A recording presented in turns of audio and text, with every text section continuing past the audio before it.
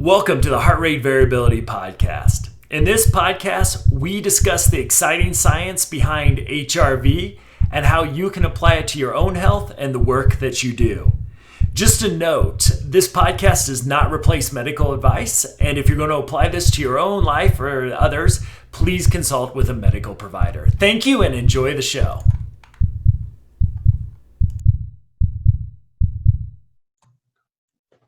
Hello, everybody, and welcome back to another episode of the Heart Rate Variability Podcast. Matt and I are excited to be back for our second episode.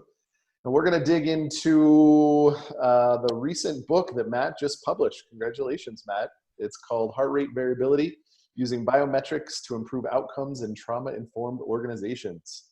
So we want to use this as sort of a template for the next few series in the podcast. And today we're going to be really focused on covering material in chapter 1. So I know in the last session, Matt, we talked about why you decided to write the book. We kind of gave everybody, folks who maybe haven't had any experience with heart rate variability, an overview of what it is, why it's important, why we all should be paying attention to it, and why you and I are so excited and passionate about it. Awesome. But I think, for the session today, let's dig in a little bit further into some of the science. We covered that at a very high level. And I think to get started, in my mind, what is stress? We talked about HRV being your body's ability to handle and recover from stress as sort of the easiest way to understand what HRV is quantifying. And at a high level, that makes a ton of sense. Yes. But everybody is going to define stress differently, understand stress as different things. So maybe we can kind of start there and talk about kind of the more scientific definition of what stress is. Excellent. Pretty important. Yeah. Thanks, Jeff. Stress is, oftentimes we just see it as bad. And I think that's first and foremost, we need to make sure that we don't just see all stress as bad. There's something in the literature called eustress, and the EU is a translation as good stress. So you think about, how do you get your butt out of bed in the morning? How do you get to work on time? Why do you want to achieve? Why do you start a new business? Why do you write or read an HRV book, right? Why do we do these things to better ourselves, or to, try to do the best at our job, try to run a half marathon, all these different things. So stress is neither good nor bad. And in fact, it really helped me in my understanding of stress is, it's sort of our perception of the event. So if you're really kind of breaking it down, you can almost take the judgment off of what's causing the stress initially. Then we're going to put it back on later. But, so if we look at it, it's something in either our body or our environment that disrupts something called homeostasis. So if you're just sitting there right now, let's say you're kind of relaxing, you're calm, your body, your biology, your psychology, really creates a balance. That's what homeostasis is, the really definition between your activity level, your environment, and your internal state. And so you have this balance, but now let's say your fire alarm goes off and you need to run out of the building as quickly as possible. All of a sudden, the alarm becomes a stressor. Right now, most of us, when we hear that alarm going off, that's going to be a pretty negative stress for us, right? We're not going to say, oh man, I've been waiting all day just hoping the fire alarm would go off. So we're going to have that. And the negative stress is often termed distress. Now, if it's overwhelming distress, it can also be a trauma as well. But the alarm goes off, all of a sudden, psychologically, biologically, there's a different demand on me. So I need to get up, I need to get out of the building, or whatever response I need to have. So I activate, and we'll get into this in further, so don't get too caught up on my language here, but the sympathetic or fight or flight reaction, and all of a sudden our blood pressure goes up, our heart rate goes up, our heart rate variability goes down, and stress allows us to move, to take action. Most of stress demands a response to it. And a lot of times that's a physical response, like getting out of the building, if there's a fire alarm. So stress really challenges the state that you're in. It challenges you to go to a different state. If you're in bed in the morning and the alarm goes off, it's to get your butt out of bed and get ready for work. Stress can also be, if you think about your homeostasis before you work out, doing a workout is going to cause stress on the body. Right now, again, that's good stress, that's eustress, but you're going to change your internal state. So you can really think about stress as a demand to change your psychology and biology to respond to the stressful event. Jeff, am I making any sense? Totally.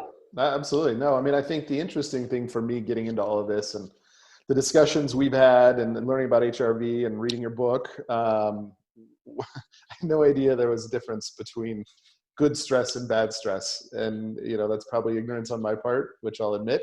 But I have a feeling there's a lot of people that are in my boat that would agree. They had no clue when they hear the word stress, there's an immediate connotation to bad. Yeah. And so that was a bit enlightening because both types of stress are going to have an impact on you as a person. Positively, negatively, it's going to impact your HRV score. We'll talk a little bit more about that here in a second. But I think that's an interesting thing to keep in mind is not all stress is bad. Yeah. And your body needs to recover or react to it, whether it's good, bad, or indifferent. And that's all going to be reflected in your HRV, which is absolutely interesting. Yeah. And it's like I said, so, and here's where, kind of the psychology of this comes in as well is a lot of times you and I could experience the same stress. And I know we have similar personalities, but let me just let's say, we just started this new optimal HRV company, for example. We decided to put this stress on ourselves. And let's say I'm overwhelmed because my training business is, not around because of COVID. I've got a lot of other things going on in my life. I'm worried about my elderly parents because they won't behave in the midst of an epidemic. So even though, back when we both started this, we might, and I'm still excited about, but just for an example, we were both excited about, but because of all the other stress in my life, now when I think about, we need to improve the website, or I need to make, these follow-up calls to clients. All of a sudden that can seem to be something that is in some ways a distress thing, because all of a sudden my situation has changed where, again, hey, you're doing good. Your parents are healthy. They may be putting on a mask, unlike my parents, when they go out of the house. You can look at those sales calls and say, man, there's some opportunity here. I'm excited to get in touch with these clients. So even, what happened maybe the week before that I got really excited about, a week later now becomes maybe a negative part of stress as well. And as we progress through the podcast and using the book again as our guide, we'll give you some analogies to think about this, because, chapter 1 gets pretty, to understand HRV, you've got to get a little bit in the weeds of the nervous system and neurobiology to really understand it. But we'll help simplify this as we move forward as well. So we'll give you the science here early on, but trust me, we'll give you ways to kind of think about this in easier bites as well. So maybe we should just rip the Band-Aid off here a little bit and talk a little bit about the science. You brought up the word homeostasis, Yes. and I think it's good. I'm not a scientific person. I don't have that background. My studies have been, on the business side of the world, not in the science side of the world like yours have. So when I got into this, as you all know, I didn't have the background that you have on the brain and biology and neurobiology and all of that. But I thought you did a really good job in the book of taking a pretty, high level approach to the science behind it, make it very understandable. Thank you. So if there's 2 or 3 things that you could communicate, and maybe it's 4 or 5, I'm going to sort of put you on the spot here. Right. From a science perspective, for folks that don't have the background that you have, think about the science around HRV. What are those kind of key takeaways that you think, people who haven't done all the research will be able to understand? Yeah, great question. So one, let's go back to it's our HRV, or heart rate variability, is a measure of our body, our mind's ability to recover from or react to stress. So let's put the homeostasis. So we're in a state. You could be calm, for example, calm state, watching TV, reading a book, whatever it is. Again, fire alarm goes off. All of a sudden, again, your homeostasis is disruptive. Now, if you're in a pretty good place health-wise, wellness-wise, you'll have the biological and psychological flexibility to handle that stressor, to take on the bigger challenge at work, to figure out how, if you got kids at home, how you're going to get them back in school in a time of COVID and manage their education. You know, how you're going to manage yourself through. So if you're in a good state of wellness and your typical baseline, again, baseline, you can think about your level of wellness kind of being your default homeostasis, you can have stress come in, and that can even be distress, because there's a lot of that floating around, whether you're worried about your health, your parents' health, you know, your kids' health, whatever that is. You know, if you're starting out with a good homeostasis, a strong homeostasis in wellness, you'll be able to react to that stress. You'll have the flexibility, the adaptability to handle that stress without it negatively impacting you.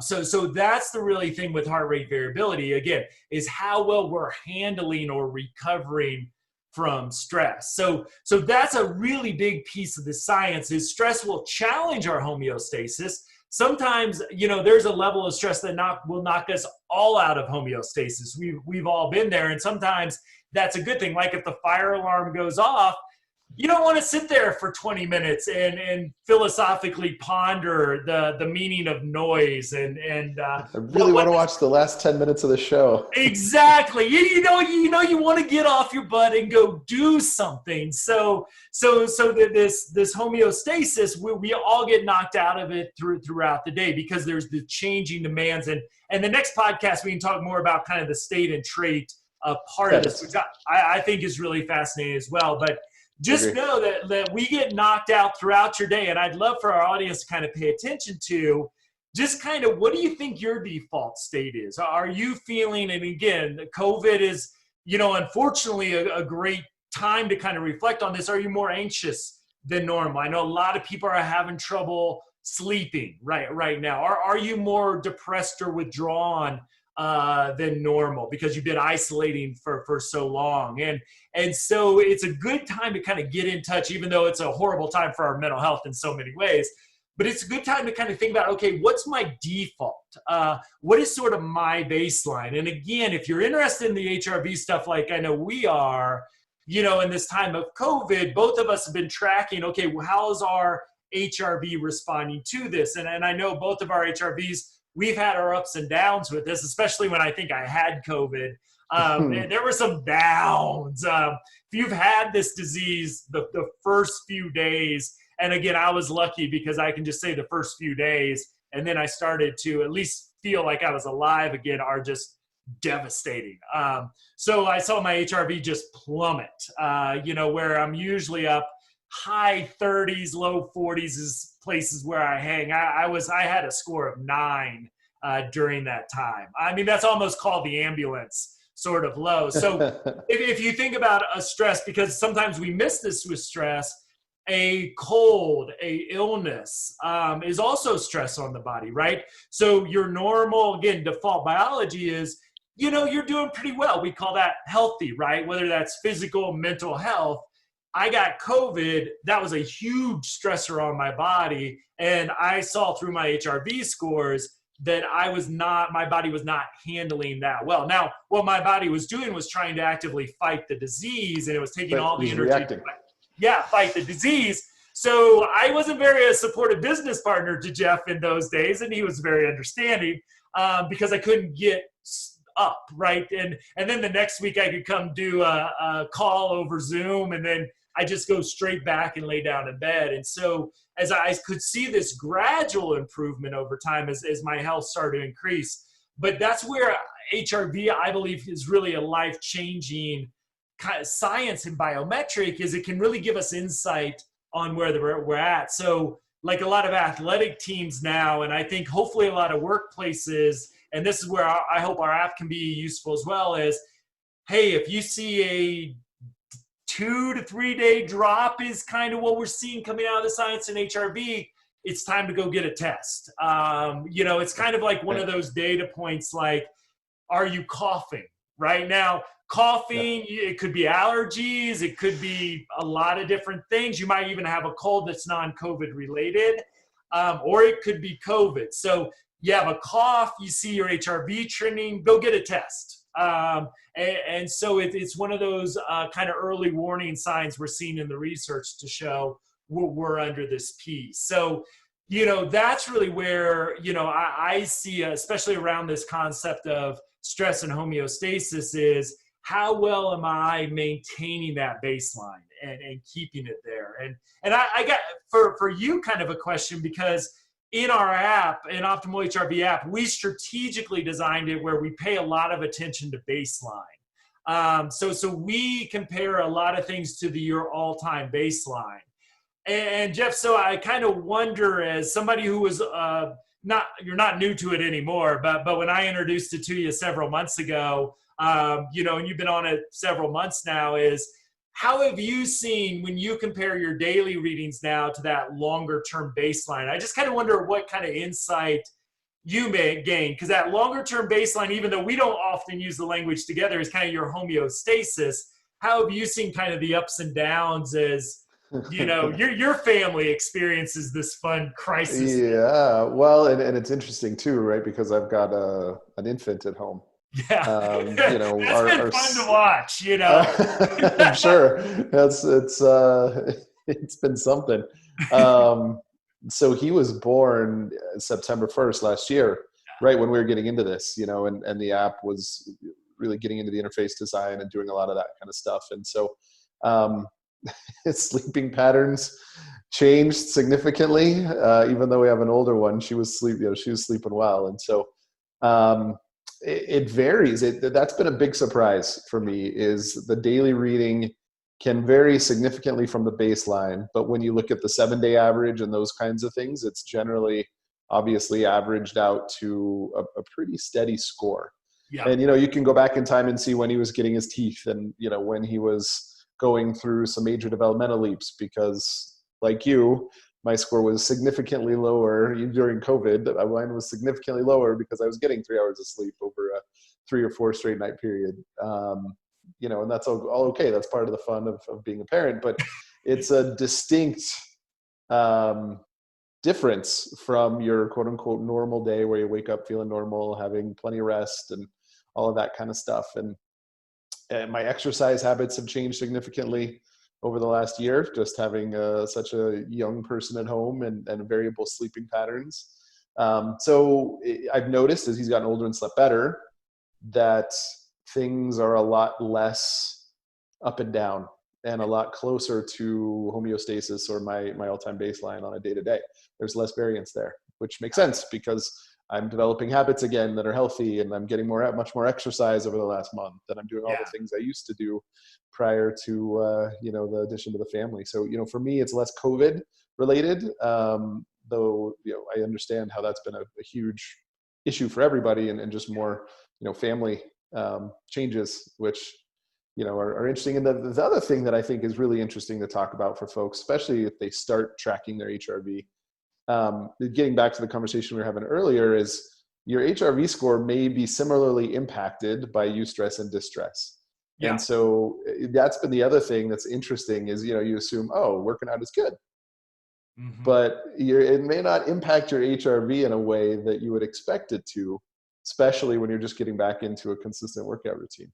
So, I know HRV has been really widely adopted in the fitness world as a recovery metric for all the good reasons. But, a lot of the folks that are going to be listening to this, our audience, may not be in that, in that world. So I think it's interesting to tell everybody a little bit more about the impacts of sometimes what you would consider good on your near-term HRV and how that relates to your homeostasis or long-term baseline as well.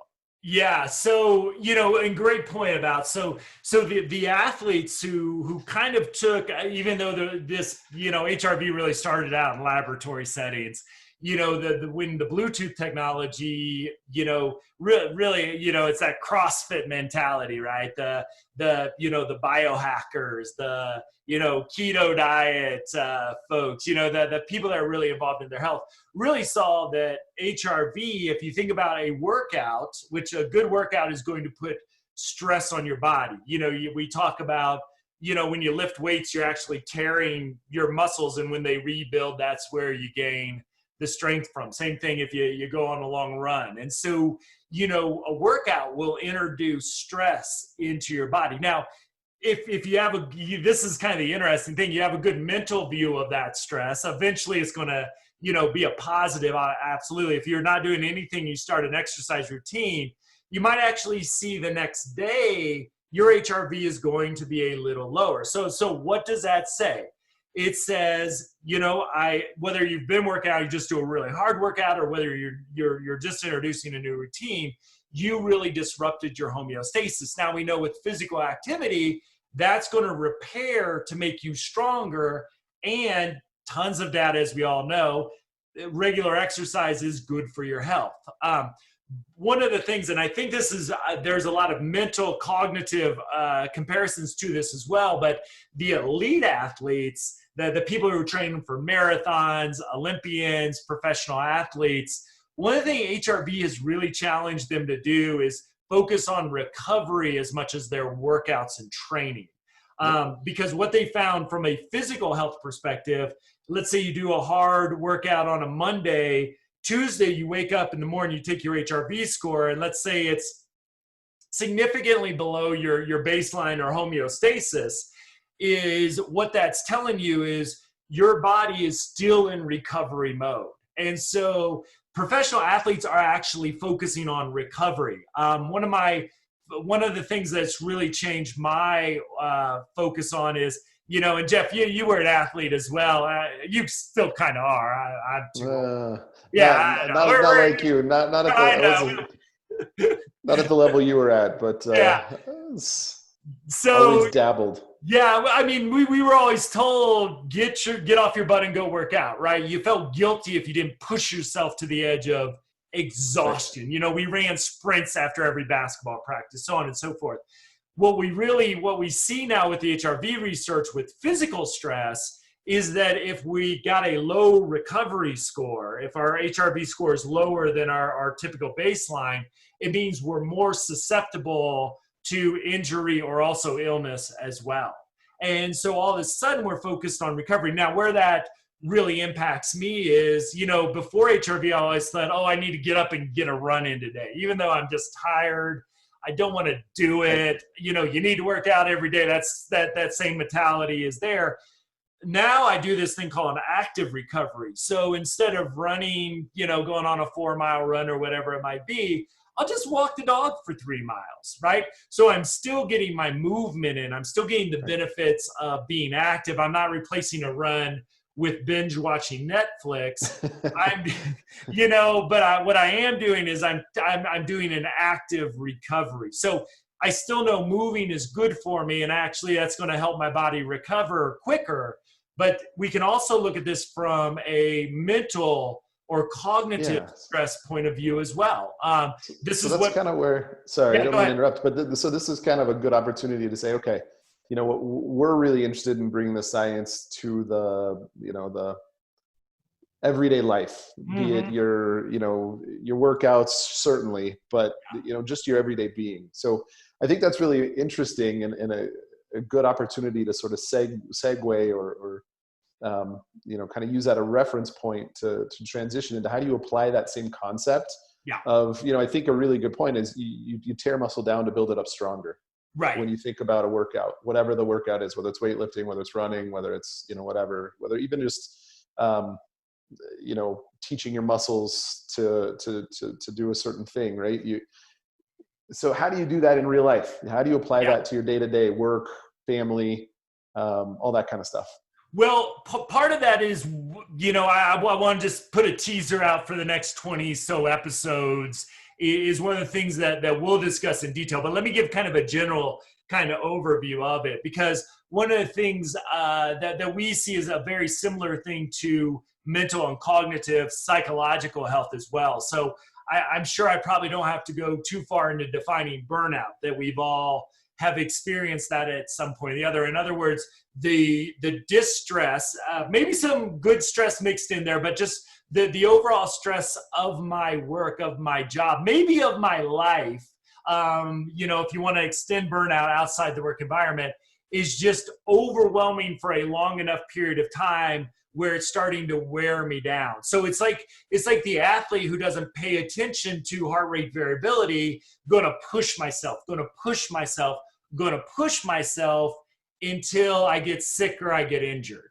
And too many of us in modern day society do that same thing, right? We're working crazy hours. We've got on my cell phone, I can check emails all night long, and we're never disconnected. Makes us feel important. So that's right. Yeah, we'll talk about that in future episodes, because how we work is, like the athlete who just continues to run, right? We don't stop because we may like take a little pause to cook dinner, and then we start running again. And there's really good science behind this, not just my kind of theory of applying HRV. I mean, there's great science to back this up. So we'll get into some specifics, but one of the things is when you're under that high level of distress, and this is where, honestly, some of our listeners will know my expertise kind of lies in trauma. So extreme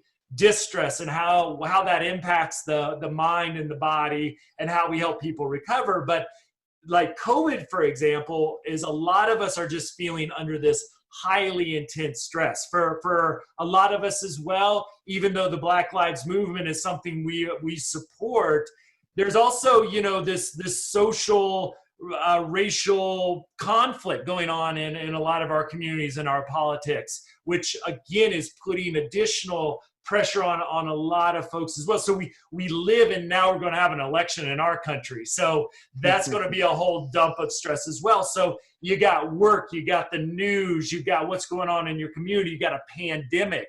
What are you going to do with your kids? Are they going back? So you got all this on you. And if you never get a chance to escape it, it's going to push that homeostasis down, where you're going to exist more in that fight, flight, or shut down state. And we'll talk more about the science behind that. And one of the things, and this may be a good jumping off point to what we're going to talk about in the next episode, is, if the fire alarm goes off, you want to get in fight or flight state, right? If alarm goes off in my house, I'm probably going to see what's going on, right? And luckily in my life, most fire alarms have been, I need to change the damn battery of the fire alarm. Like, so I kind of get up off and open some windows. and somebody's got to tell me why it always goes off at 2 a.m., Jeff, because it never goes off at like 10:30 in the afternoon. So nothing like getting up at 2 a.m. like with the fire alarm, because you go into that fight flight mentality. So my state goes from sleeping state to a fight flight state. Now, the good thing is, once I change the 9-volt battery in the thing and take some deep breaths and relax again, I can leave that state and go back to the sleep state. That's kind of the natural homeostasis, distress, back to homeostasis. When we're under high levels of stress for a long time, that state that we're in way too long starts to become our new homeostasis. And that's where we have to be really, really careful. And HRV can, again, whether it's an athlete, like just think about the marathoner who never stops running, right? Eventually they're going to get hurt, and the same's for us as well. Our biology, our psychology will start to break down. And so one of the areas that I'm interested in, and I talk about in the book, is burnout has been this sort of, ambiguous thing, right? That if you're having a bad day, you might be burned out, or somebody who's, we kind of throw the word around. But now we can start to ask questions. Wow, if my 7-day average is 20% below my all-time average, if I've been taking like 60 days of reading, That's a pretty big alarm right now. It doesn't mean that I can go along saying I'm burned out, but I better take some change how Time to I'm start thinking about it. approaching things, because I'm at risk of my state then becoming a trait. Makes total sense. Yeah. And I think that's probably a good thing to kind of put on the agenda for our next podcast, because that's pretty powerful. And especially when you're relating it into a lot of the helping organizations that you work with, and likely a lot of the audience are going to be working for. The clients that they're working with are going to have definite trait impact based on the experiences that they've lived with up to the point. Absolutely. And my homework for folks this week would be just kind of pay attention to your baseline. Just pay attention, because I imagine, and again, we'll give some analogies to use with this along the way, is that you're like I know I am, carrying around more stress than normal. And I just kind of want to pay attention to, like, if you were to describe your average or kind of your baseline homeostasis right now, what would that be? And if you're a really insightful person, do you see any difference from right now to what it was, say, last January? Can you recognize any differences? And I think that's good homework for people to kind of pay attention to in this next week, any changes that you might see happening. Excellent. Well, thanks, Matt. It's amazing how quickly 30 minutes can go, right? Yeah, absolutely. Time flies when you have fun. Thanks to everybody for logging in and viewing the episode. We'll continue to use the book as a template as we go through this. And if you're interested in more of what we're talking about, go to optimalhrv.com. We got a lot more info there, and keep an eye out for Matt's book. Yeah, get it free on the website as of right now. So get a little pop-up box, download that sucker, get through chapter 1. Well, we haven't got till chapter 2 yet, so we still got some more to talk about. But we'd love to get your thoughts and feedback too at heartratevariabilitypodcast.com. So we got the domain up now, Jeff, so we can advertise. All right, good deal. As Jeff knows, I love my domain. So he is an expert, whether he wanted to be or not. We'll see. All right, everybody. Thanks. Take care. Thank you for joining us for this episode. If you're interested in more information about HRV, please visit us at optimalhrv.com. Also, if you visit optimalhrv.com, you'll be able to sign up for our email list and download our free ebook, Healing with HRV. Thank you for joining us, and we'll see you next episode.